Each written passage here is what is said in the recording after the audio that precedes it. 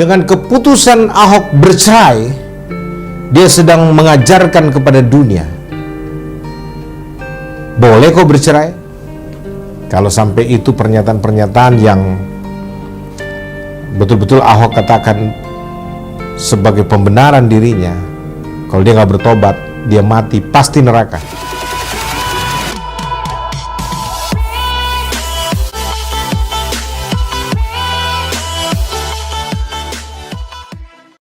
Halo semuanya, kembali lagi bersama dengan saya Joy Manik di YouTube channel Beritakan Kebenaran, True Faith Always Seeking Understanding. Luar biasa punya Tuhan, ya, dan juga bersyukur karena punya doktrin reform yang percaya bahwa di dalam dunia ini nggak ada yang kebetulan. Bahkan blundernya Pak Ahok pun sampai dengan saat ini terus bergulir dan menyatakan banyak hal yang kita perlu bahas barengan. Tuhan punya maksud dan rencana mengungkapkan semuanya ini, sehingga ada banyak orang dan jemaat Tuhan juga yang kemudian bertanya-tanya, apa benar sih? Apalagi kalau ditambah dengan sebuah video yang disampaikan oleh seorang pendeta, namanya Pendeta Joshua, kalau nggak salah, ya Joshua, yang menyampaikan beberapa hal. Dan kali ini kita akan mencoba untuk melihat dan mengungkap apa saja yang kita bisa pelajari melalui semua kejadian ini. Sebelum melanjutkan video ini, silahkan pencet tombol like dan share sebanyak mungkin sehingga ada banyak orang yang mendapatkan berkat melalui video ini. Dan jangan lupa untuk pencet tombol subscribe untuk mendukung pelayanan melalui media YouTube ini. Ini juga bagi saya menganggap melanggar kekudusan panggilan, ya. Saudara-saudara, saya tahu bahwa Pak Ahok sekarang adalah pejabat pemerintah, ya, ada di dalam struktur pemerintahan. Lalu bisa mengklaim juga hamba Tuhan, pemerintah itu hamba Tuhan.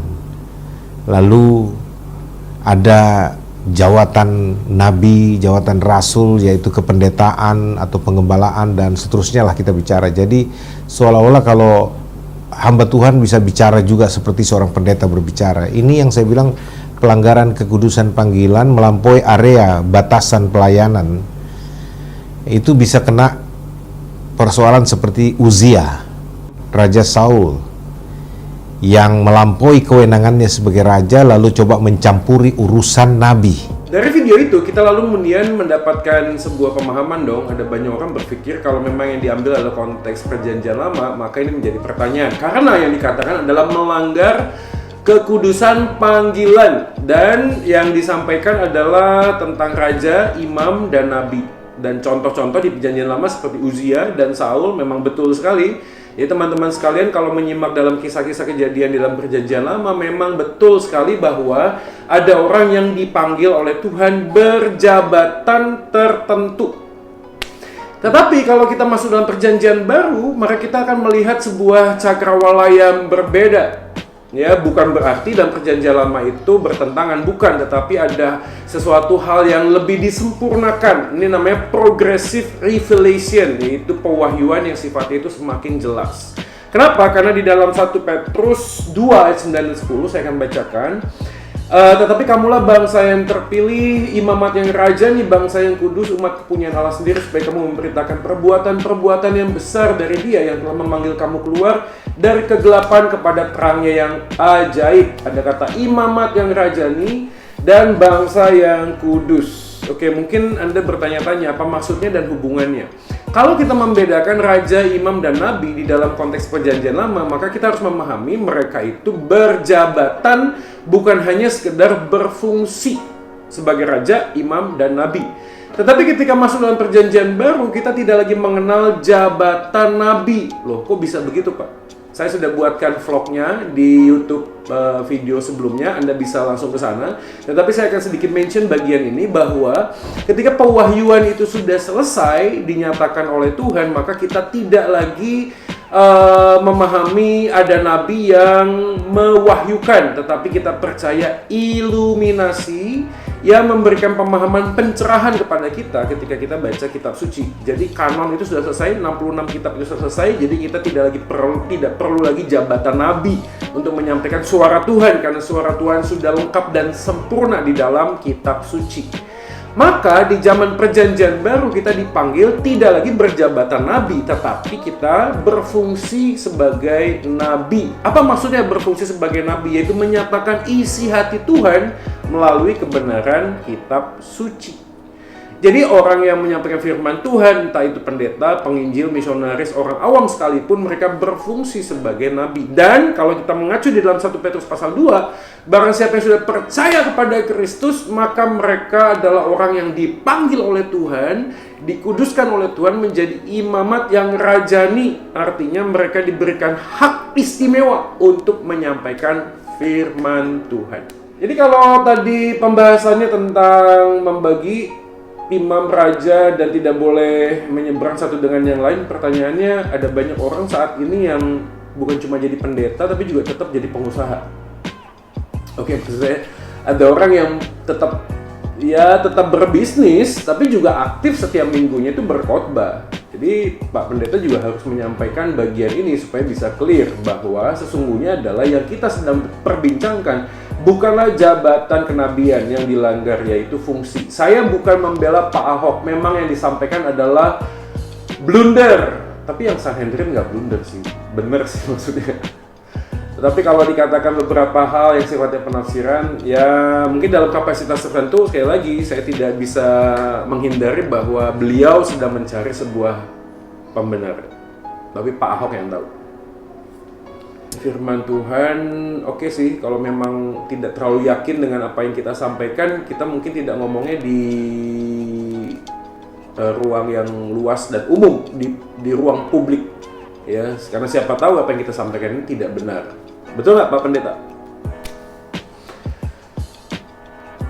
Oke, yang kedua adalah Pendeta Joshua juga menyampaikan kaitannya tentang orang kudus dari pernikahan kudus. Menurutku ini blunder sih kalimat ini, supaya menghasilkan anak-anak yang kudus. Oke, coba kita pahami dulu apa maksudnya anak-anak yang kudus. Termasuk misinya apa? Untuk menghasilkan anak-anak kudus dari pernikahan kudus. Karena jangan sampai kalimat ini kemudian seperti mendorong kita untuk berpikir bahwa anaknya Pak Ahok dari istri yang kedua itu bukan anak yang kudus, alias anak yang haram gitu. Apa ada ya anak haram? Oke. Maksud dari kalimat anak-anak kudus adalah anak-anak yang dipisahkan dan dibedakan. Menurut saya setiap orang yang lahir di dalam dunia ini mempunyai kesempatan untuk mengenal dan memahami tentang Yesus. Jadi saya rasa kalimat anak-anak yang kudus jadi batu. Anak-anak yang kudus ini harus juga dipahami, karena jangan sampai kalimat anak-anak yang kudus ini kemudian mengatakan ada orang yang misalnya seorang wanita yang percaya Tuhan lalu kemudian mengalami sebuah musibah dan diperkosa, lalu kemudian mengambil keputusan untuk tetap menunggu lahir bayinya lalu membesarkannya. Saya yakin juga anak yang kudus sih, benar nggak sih? Oke, by the way, ini kita akan coba skip saja, tidak terlalu lama di bagian ini. Tapi mungkin kita juga harus pahami bahwa teman-teman sekalian menonton video ini, setiap orang yang lahir dalam dunia ini punya kesempatan untuk mengenal Tuhan. Oke, kita akan bahas bagian ini dalam episode berikutnya. Yang kedua, yang dilanggar oleh Ahok adalah perceraian itu sendiri. Ya, artinya begini, saudara-saudara, dengan keputusan Ahok bercerai, dia sedang mengajarkan kepada dunia, boleh kok bercerai, ada dasarnya kok di Alkitab bercerai, dan seterusnya. Walaupun saya sebenarnya tidak suka bercerai, tapi apa boleh buat, saya harus bercerai. Apalagi seorang pendeta senior juga kemudian merestui perceraian saya. Hati-hati loh.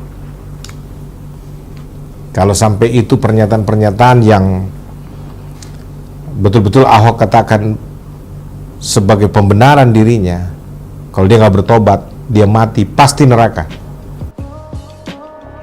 Di video yang berikutnya inilah yang menjadi pamungkas, karena ada banyak orang yang bertanya, Pak, emang kalau orang bercerai pasti masuk neraka ya Pak? Kalau nggak bertobat sih menurut Pak Joshua. Tapi gimana juga ya bertobat, maksudnya orang bercerai lalu menikah lagi, bertobatnya gimana? Apakah cerai dengan istri yang kedua lalu menikah lagi dengan istri yang pertama? Apakah itu yang dikatakan bertobat? Atau mungkin itu malah memperkeruh sebuah situasi keluarga karena kemudian istri yang kedua mau diapain, Om? Tapi kalau di dalam video ini dia mengutip tentang Efesus pasal 5, betul sekali ya, bahwa pernikahan adalah prototipe miniatur kecil tentang kasih Tuhan kepada umatnya, seperti Kristus mengasihi jemaatnya, demikianlah kepala keluarga itu mengasihi istri dan juga anak-anaknya, itu betul sekali. Dan juga kasus tentang Hosea dan Gomer ya, yang menyatakan kasih Tuhan, yang walaupun Gomer berselingkuh berkali-kali, tapi Tuhan menyatakan kasihnya melalui kehadiran seorang nabi Hosea, itu menyatakan bahwa apapun juga yang dilakukan oleh Gomer berselingkuh seperti bangsa Israel gitu kurang lebih, tapi Tuhan tetap mengasihi dan mencintai bangsa ini. Well, this is it ya. Jadi kalau misalnya dikatakan bagian ini adalah tentang kasih Tuhan, lalu maka kita memaknai pernikahan itu gimana? Karena jangan sampai juga kita berpikir bahwa pernikahan itu hanya sifatnya komunal, yaitu hal yang kaitannya dengan situasi kondisi kita atau dengan government law. Karena kita percaya juga pernikahan itu ada dua kan, hal yang spiritual ke atas yaitu pemberkatan, tapi juga ada sah dari pemerintah. Kita percaya pernikahan Kristen itu juga mengakomodir tentang bagaimana kita sebagai warga negara Indonesia menghormati pemerintah yang ada, dan pemerintah sudah melakukan dan memberikan kepada kita sebuah aturan. Maka orang yang menikah harus ke catatan sipil, betul ya? Punya akte pernikahan dari gereja, tapi juga punya surat nikah dari pemerintah. Makanya kalau nggak ada surat nikah, kita nggak bisa juga bikin akte anak-anak kan. Saya pernah melakukan itu sih, terlambat, jadi sudah pemberkatan, belakangan baru ngurus tentang akte di pemerintah. Tapi by the way, anyway, kita juga harus memikirkan bagian ini baik-baik, karena kalau kita memahami tentang perceraian, hal yang spiritual dan komunal, ada dua hal. Kita harus pahami begini, ada orang juga yang, I'm sorry to say, I have to say this again and again. Ada banyak orang Kristen yang kemudian secara spiritual sudah mati, tapi secara pemerintahan, government law, tidak ke pengadilan, tidak minta surat cerai, tidak nikah kembali dengan alasan surat cerai, tapi ada orang yang berselingkuh dan main seks di luar tanpa ngomong dia sudah cerai secara pemerintah. Ngerti gak sih maksudnya? Gini loh, orang sudah pisah ranjang gitu loh, nggak pernah komunikasi. Ngomong-ngomong tentang kasih Tuhan Gomer, Hosea, enggak, mereka itu tidak lagi peduli sama istrinya. Tapi mereka itu nggak cerai, enggak. Alasannya apa? Macam-macam sih, demi anak lah, demi nama baik keluarga lah, dan lain sebagainya. Nah ini pertanyaannya, orang yang melakukan hal yang seperti ini, apakah masuk di dalam definisi perceraian yang Bapak Pendeta Joshua itu sampaikan? Nah, ini harus kita pahami baik-baik. Jadi saya berasumsi gini loh, kenapa ya kok orang yang bercerai kalau tidak bertobat masuk neraka? Asumsi saya adalah ada orang yang berpikir ada dosa besar, ada dosa kecil. Bukan cuma perbuatannya itu jahat banget sama enggak banget, tapi juga orang yang besar yang terkenal dengan orang yang tidak terkenal. Ya. Ini kan kasus yang setiap hari ada gitu loh, orang yang bercerai. Bahkan jemaat Tuhan juga hari ini, saya juga nggak tahu jemaatnya Pak Pendeta, tapi saya memahami ada banyak orang juga bergumul dengan pernikahannya kok. Dan sekarang ada di ujung tanduk, saya juga melayani beberapa orang yang kemudian ya harus mengambil keputusan untuk bercerai. Apakah dengan demikian mereka memutuskan untuk bercerai lalu saya salah?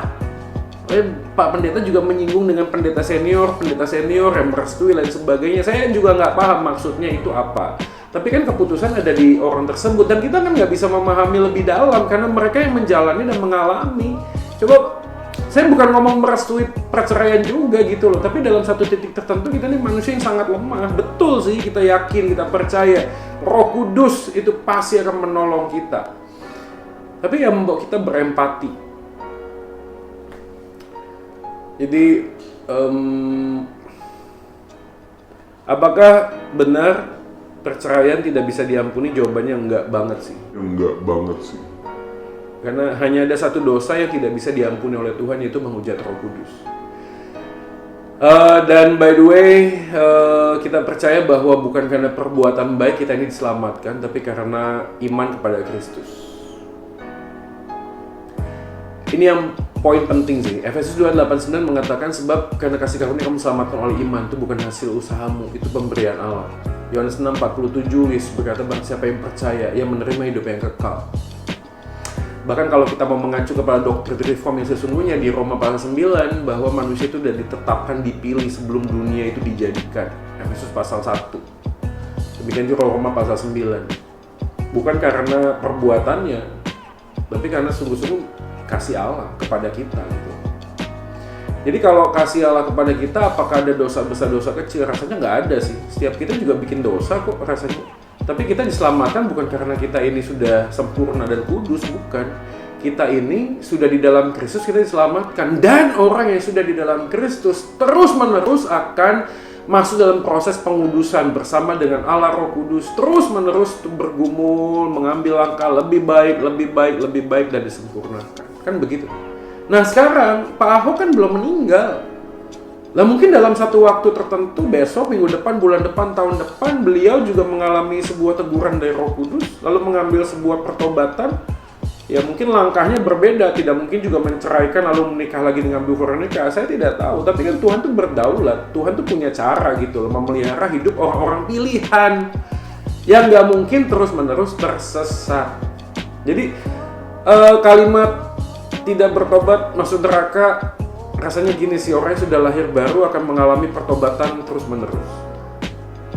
Dan bukan karena perbuatan baik kita selamatkan, tapi karena iman pada Kristus. Ini bukan berarti juga orang yang sudah beriman pada Kristus pasti bikin dosa, nggak mungkin. Tapi dalam posisi tertentu, terjepit, terpaksa, sulit sekali, maka dia harus mengambil sebuah keputusan yang mungkin itu keliru dan salah. Tapi jangan lupa, di dalam kesalahan manusia pun Tuhan bisa pakai untuk mengerjakan keindahan dan kebaikan. Tapi bukan berarti terus kalau gitu, udah aja bikin semua kesalahan. Enggak juga sih. Kita akan terus belajar untuk menyukakan hati Tuhan. Seperti video saya yang kedua. Yang belum cek, bisa cek videonya.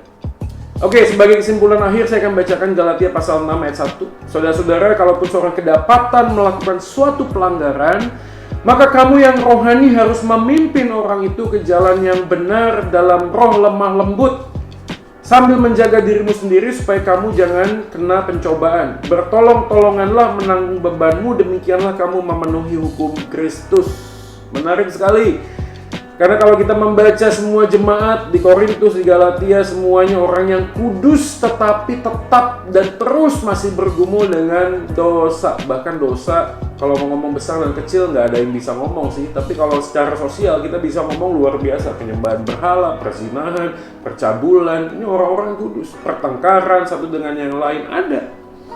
Tapi tetap Rasul Paulus mengatakan kepada orang kudus. Dan Galatia pasal 6 ayat 1 dikatakan, saudara-saudara, jadi jelas kepada jemaat, ya, kalaupun seorang kedapatan melakukan suatu pelanggaran, ini bukan tertangkap basah ya, tapi kata kedapatan mengatakan bahwa pelanggaran yang sifat itu mengikat, ya. Maka kamu yang rohani, menarik sekali karena kata rohani menunjukkan hal zoe, spiritual life, relasi kepada Kristus, harus memimpin orang itu ke jalan yang benar. Jadi bukan juga menentukan parameter ukuran tertentu diri kita kepada orang lain sih. Tapi saya minta maaf kan gini ya, di dalam dunia ini kan kita nggak mungkin disukai oleh banyak orang. Nggak mungkin gitu loh. Karena panggilan kita bukan untuk suka menyukai, bukan. Panggilan kita adalah untuk mengasihi. Karena kita mungkin dipanggil untuk mengasihi orang yang nggak suka sama kita. Dan di sekeliling kita ada orang kita nggak suka, kita belajar mengasihi mereka juga kok, betul nggak sih? Kan ada orang yang, jadi bukan masalah suka nggak suka, tapi panggilan kita mengasihi, maka dikatakan dengan roh lemah lembut.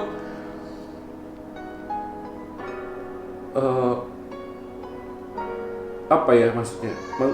Kalau kita ngomong suka menyukai, Yesus aja kurang baik apa sih? Kurang sempurna apa sih hidupnya? Tapi apakah dia disukai oleh banyak orang? Enggak kan? Dia dibenci oleh beberapa kelompok tertentu. Jadi jangan pernah mimpi kita ini hidup di dalam dunia yang bisa menyukai orang lain, tapi panggilan kita mengasihi. Maka buat Pak Pendeta Joshua, saya juga mau berdoa supaya kita sama-sama saling ya ini tadi, kalau orang melakukan pelanggaran, memimpin orang itu ke jalan yang benar dalam roh lemah lembut. Dan yang menarik adalah sambil menjaga dirimu sendiri supaya kamu jangan kena pencobaan. Rasul Paulus sudah ngomong. Maksudnya apa sih jangan kena pencobaan? Karena ini menjelaskan dalam konteks pasal 5, yaitu kemerdekaan Kristus. Orang yang hidup di dalam Kristus adalah orang yang sudah hidup punya relasi di dalam roh. Jadi hidupnya itu bukan legalistik lagi berdasarkan hukum Taurat, bukan. Kita kalau lihat Galatia kan begitu ya, dari pasal 1 aja udah menjelaskan, ada Injil yang lain yang menjelaskan tentang orang-orang Yahudi tertentu yang sudah bertobat lalu kemudian tetap menempatkan hukum Taurat menjadi yang utama. Tapi di akhir pasal ini Paulus mengatakan jangan sampai kamu juga kena pencobaan. Apa maksudnya kena pencobaan? Kamu menilai orang lain tidak berdasarkan hukum Kristus, tapi berdasarkan hukum legalistik, hukum Taurat. Ini kan sama kayak gini ya. Saya satu kali pernah marahin anak saya yang lagi marah. Ya, jadi waktu saya ngomong, kamu jangan marah-marah gitu. Tapi saya ngomongnya sambil marah. Lalu saya mikir, ini kan sama aja ya. Saya nggak suka orang lain marah, tapi saya juga menegurnya dengan kemarahan. Nah, ini jatuh dalam pencobaan. Maksudnya saya jadi orang yang sama dengan orang itu. Ini sama seperti gini loh. Ada orang yang merokok, lalu ngomong begini, bro jangan merokok ya, merokok dapat membunuhmu. Tapi kita ngomong sambil merokok gitu loh. Lalu kok sendiri merokok? Katanya, ini kan nggak pas. Makanya pada waktu orang jatuh, melakukan suatu pelanggaran, Alkitab khususnya Galatia pasal 6 ini mengatakan jangan sampai kita jatuh dalam pencobaan. Artinya kita melakukan dosa yang sama dengan orang itu dalam bentuk yang berbeda. Itu tadi, dengan cara menghakimi atau dengan cara ya menyerang pribadinya, saya nggak tahu sih. Saya juga nggak mau berspekulasi dalam bagian itu. Tapi yang penting dan poinnya adalah sebagai anggota tubuh Kristus, sebagai jemaat Tuhan, panggilan kita adalah saling mengingatkan satu dengan yang lain. Kita saling bertumbuh satu dengan yang lain di dalam Tuhan dalam proses pengulangan. Oke. Di sini saja, saya tidak akan panjang-panjang. Saya juga tidak nonton sampai habis. Tapi poin yang pentingnya saya sudah sampaikan yang berkaitan dengan Kristus sudah menebus manusia, dosa manusia yang percaya kepadanya, bangkit dan naik ke surga. Dan saya yakin bahwa Injil Yesus itu menempatkan kepada kita kasih karunia demi kasih karunia. Semerah apapun dosa kita akan dijadikan putih seperti salju. Dalam proses pengudusan kita sudah dipanggil masuk dalam surga bukan karena perbuatan baik, tapi karena iman kepada Kristus. Tapi orang yang sudah beriman kepada Kristus akan terus berusaha untuk tidak melakukan hal yang salah. Bisa jatuh tapi tidak berkanjang di dalam dosa. Demikianlah penjelasan dari saya. Semoga video ini boleh menjadi berkat buat kita merenungkan akan perjalanan hidup kita bersama-sama. Dan di dalam konteks ini saya sangat bersyukur karena kejadian ini boleh menyeruak keluar ya. Dan saya yakin melalui kesalahan yang dilakukan Tuhan bisa pakai untuk menyatakan kebaikan di dalam kehidupan aku dan engkau. Soli Deo Gloria. Tuhan Yesus memberkati kita. Bye-bye.